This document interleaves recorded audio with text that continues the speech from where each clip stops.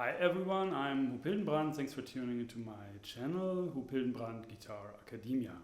Today we have lesson 7 of functional harmony, and in this kind of interesting new approach, functional harmony and the chord scale theory together. So how to make actually music with this concept of functional harmony, subdominant, dominant, tonic.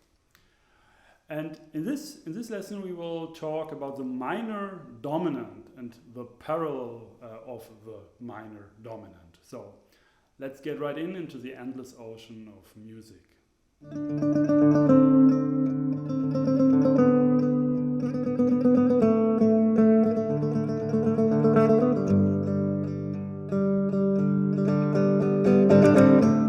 Down in the description below you find a link to a PDF file for this lesson.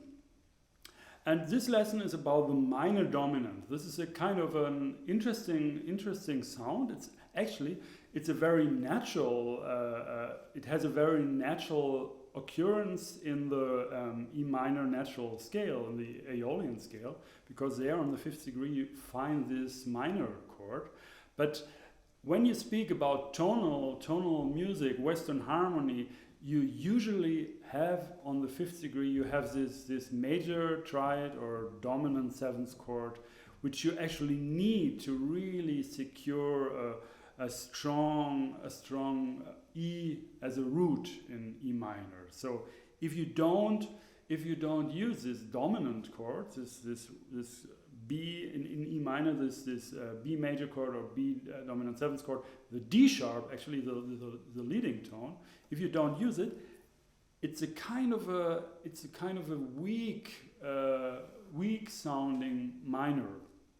Although there are a lot of songs, like folk songs, for example, which don't make any use of this D sharp. Just they have this D.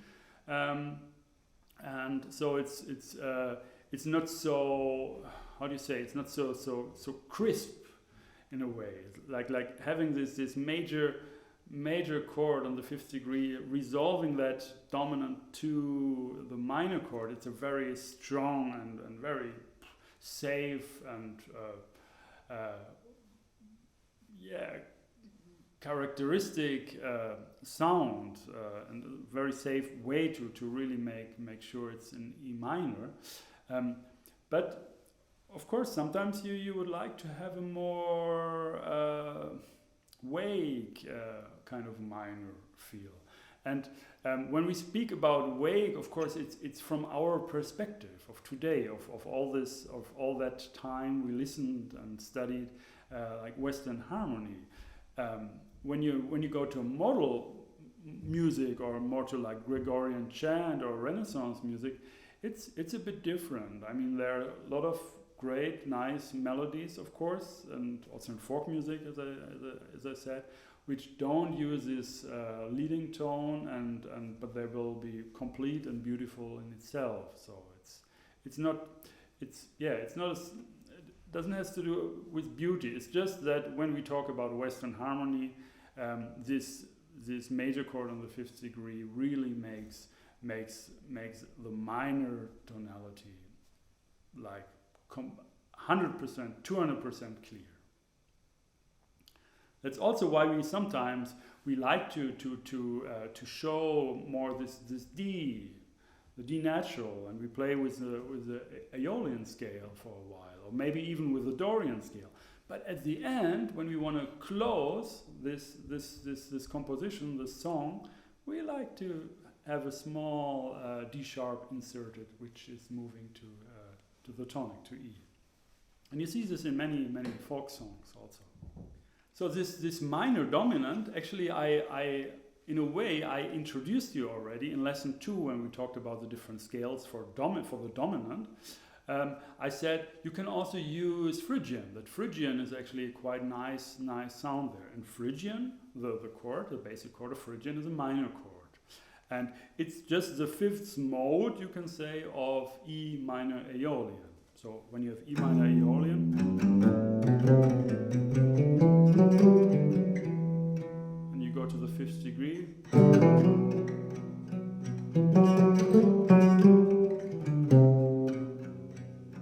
have Phrygian. And it resolves nicely. I mean, it's a really nice sound. It's just in a way a more weak dominant function. Actually, why is it weaker? I think it also has to do with the harmonic series, because if you have this B as a dominant, as a 5th degree, and you just have this note, actually the scale or the notes which the harmonic series are suggesting is actually like a major triad, and even a dominant 7th chord if you consider the all these notes till the 7th partial, then you have a complete dominant 7th chord. And this so it's maybe in a way that the D instead of the D sharp weakens this strong this strong texture or strong building of the harmonic series. It's maybe not completely clear, but I hope you got my message. All right. So I show you the sound of the minor dominant.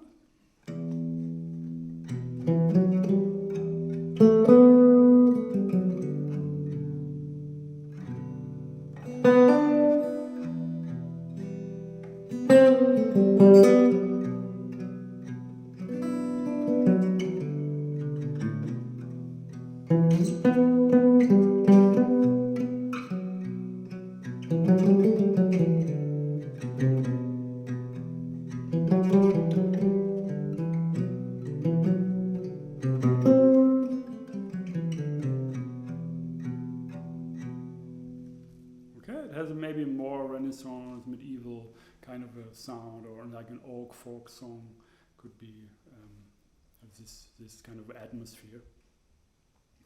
And it also loses a bit of brightness. I mean, it is a bit more, of course, darker. I mean, Phrygian is darker, but it than harmonic minor 5th mode, or than a B major or B dominant 7th chord, and it doesn't have this major third, the D sharp. It's really like all minor chords, and then this minor 2nd, flat 9s, you can say, flat 9s. It's also very dark.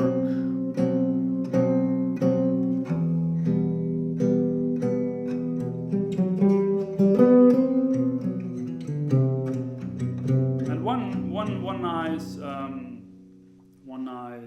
4-part structure is B minor with an added C.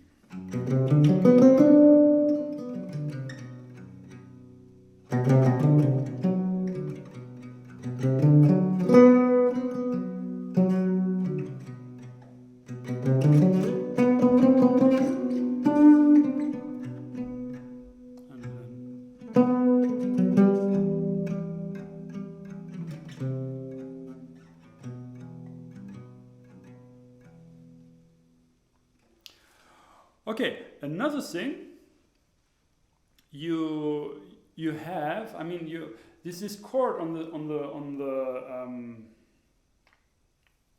the 7th degree, which you find in the 7th degree of Aeolian, E Aeolian, it's D major, and actually it's most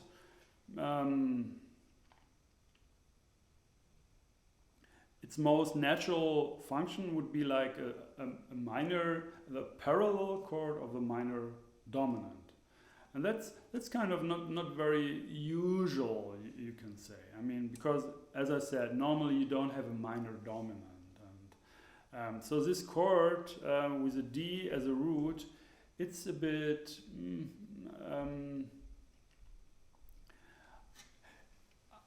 I should say it's not confirming this typical E minor tonality, like in the sense of Western harmony, of really like this kind of like having the leading tone and this more straightforward concept. It's a bit more awake chords, and of course one way we use it a lot is when we do we go like in a cycle of called falling fifths.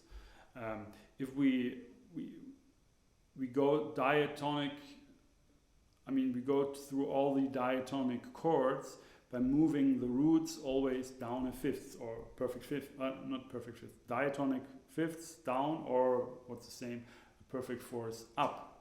So to have something like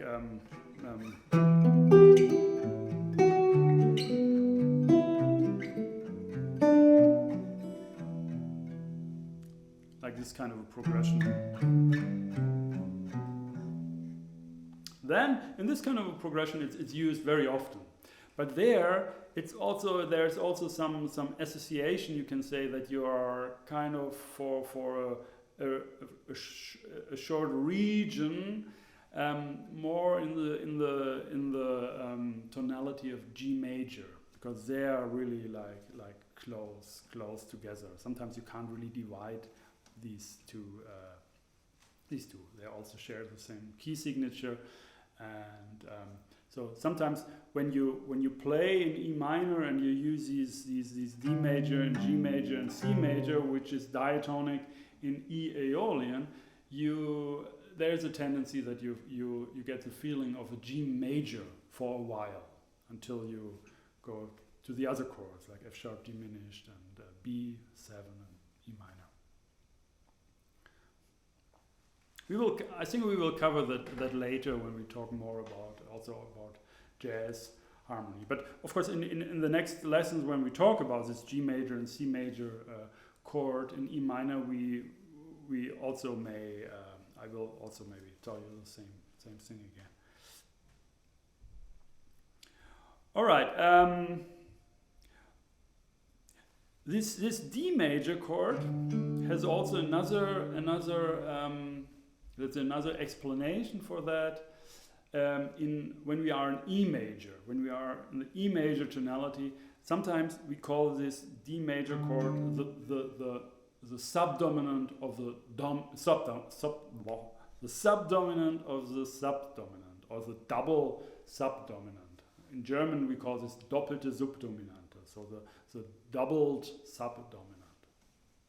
Subdominant of the subdominant. So these are like this kind of progression, more pop thing. Yeah, that's like D major, A major as a subdominant. So D major as a subdominant of the subdominant, and then the subdominant, the real subdominant comes, and then the subdominant is moving directly to the tonic. The plagal cadence is also called. But maybe you find out about that yourself. Maybe I will also do a lesson about these different cadences, but I'm not sure yet. Because it's very basic stuff, and like cadence, authentic cadence, plagal cadence, deceptive resolution, and these kind of things. You better get a book on like this basic harmony, basic Western harmony. There you find all that stuff, like more in classical music, like really this basic stuff. As I said, I'm not really here to explain you like everything from scratch. There's so much material out explaining all the same stuff, all these basics. You can choose any book and you will be fine in a way. So, okay, let's talk about this parallel chord of the minor dominant. Just a very brief explanation. If you have small letters this D, the small D, then this is a minor chord. If you have capital letters, this means it's a major chord. And the D means dominant, so it's a dominant minor chord. And the P in capital letters means it's a parallel chord. And parallel means it's a minor third apart from the root of the, in this case, of the dominant. So the dominant, the minor dominant is B minor, and a minor third apart is a D. Yeah, so it's a D, and because it's a capital P, it's a D major chord. And if you have a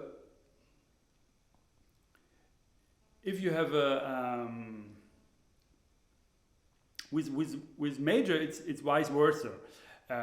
Then you go down a minor third. For example, if I have a D major chord and I call this, for example, tonic, yeah, that's my tonic chord. I'm in D major, and then I have the parallel chord of that. Then I go a minor third. It's always a minor third. Parallel implies always minor third. But in this case, I go a minor third down to a minor chord, mostly. So it's a D, a capital D for a capital T for tonic chord, and then a small P for parallel minor. So it's a B minor chord. So, just to sum up this thing, it's the parallel means it's a minor third apart, and when you have a parallel of a minor chord, then you go up a minor third, and when you have a parallel of a major chord, you go down a minor third.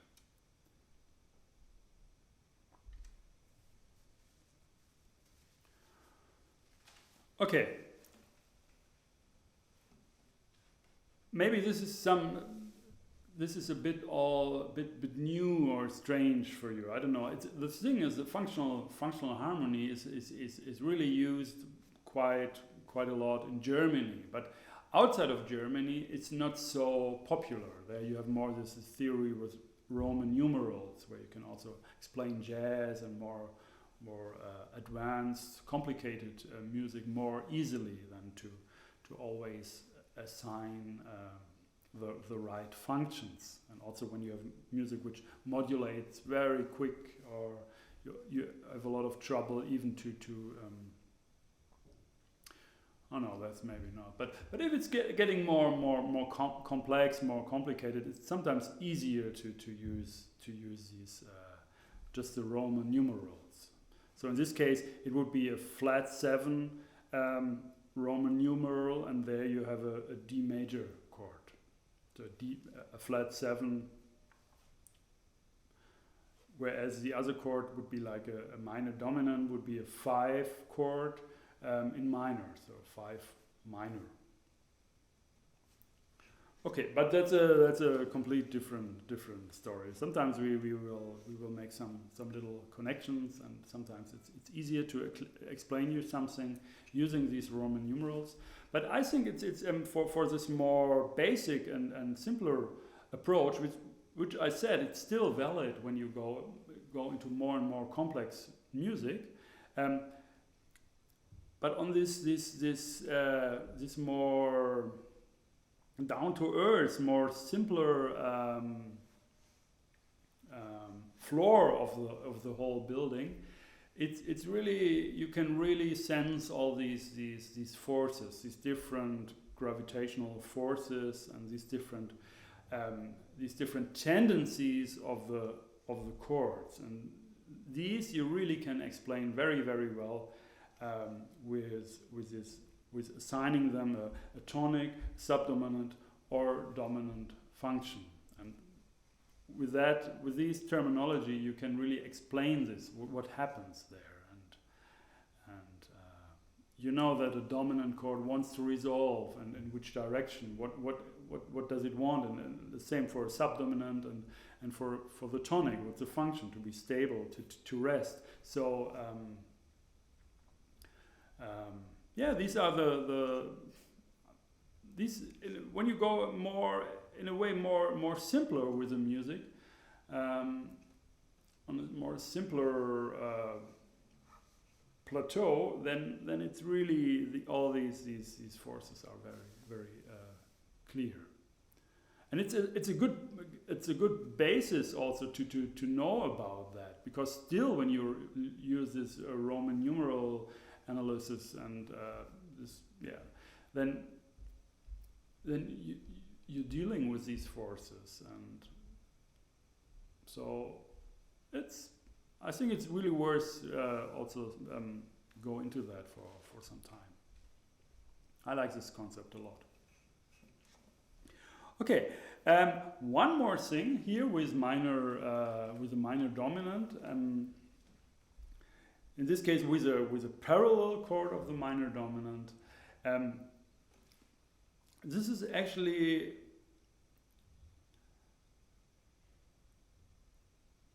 when we go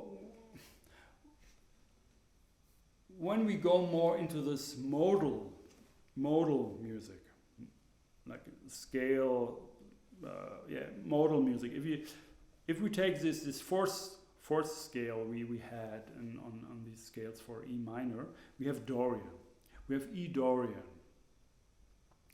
And when we are in this kind of a system, playing with E Dorian,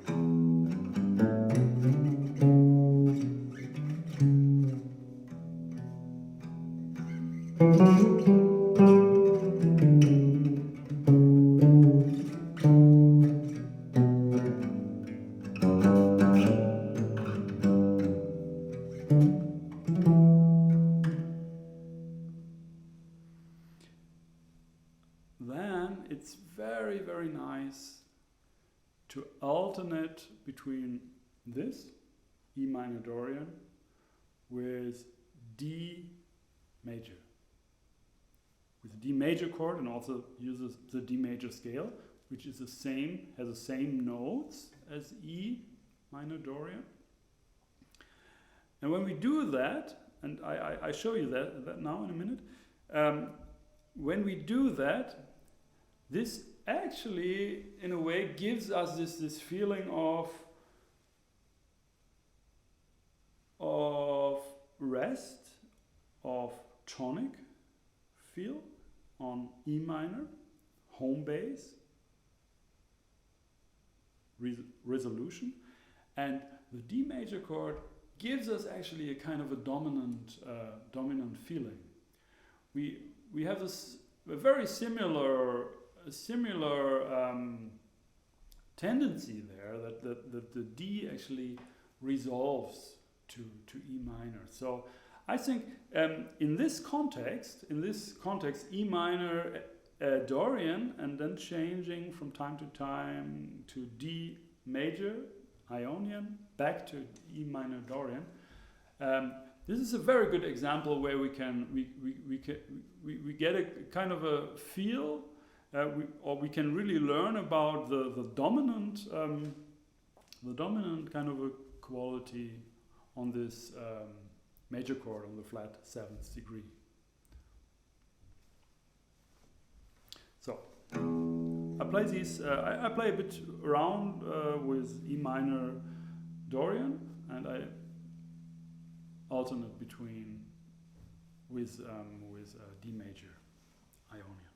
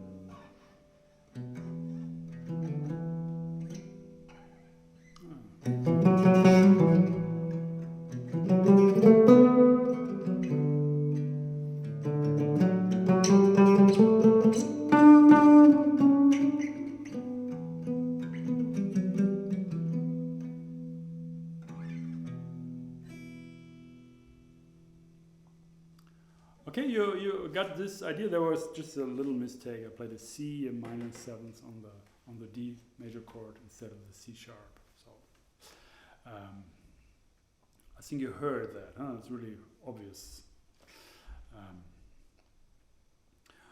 Okay, I think yeah.